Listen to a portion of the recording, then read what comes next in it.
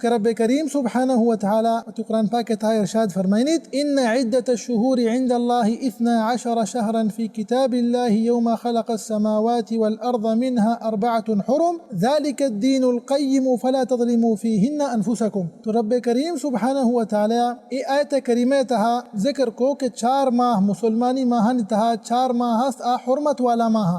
ماہانی بحرمتیا مکنے فلا تظلموا فيهن أنفسكم ماهانی تها واتی سرا ظلم مکنے بمعنی کہ گناہ مکنے خیانتا چھ وتر دیر بدار غیبتا چھ وتر دیر بدار دروغا چھ وتر دیر بدار اے نہیں فقط واتی سرا انسان ظلم مکنا بلکہ دگرا انسان ہم تو ظلم مکا دگرا ہم تکلیف مکا دگرا ہم اذیت مدے اور دلیل ہم شی کہ ماہ محرم الحرام چھ ہما چاریں حرمت والا ماہانی تها شماریں تو انچو کہ صحیح بخاری صحیح مسلم حدیث ہے پیغمبر صلی اللہ علیہ وسلم اے حدیث تها آچاری ماہ بیان کتا ہما کے حرمت والا ماہن پیغمبر صلی اللہ علیہ وسلم ارشاد فرمائد کہ 6 ماہ مسلسلا پدما پدا ماہ ذو القعدہ کے مسلمانی ماہانی تہا 11ویں ماہند و ماہ ذو الحجہ کے مسلمانی ماہانی تہا 12ویں اور آخری ماہند وسیمی ماہ محرم الحرامند کے مسلمانی ماہانی تہا اولی ماہند اینی مسلسلا پدما پدند و یکی چیشانچی جدائند ماہ رجب ماہ جمادہ الاخر و ماہ شعبان درمیانند ماہ رجب مسلمانی ماہانی تہا 7ویں ماہند انچو کہ سنن نسائی شریف حدیث ہیں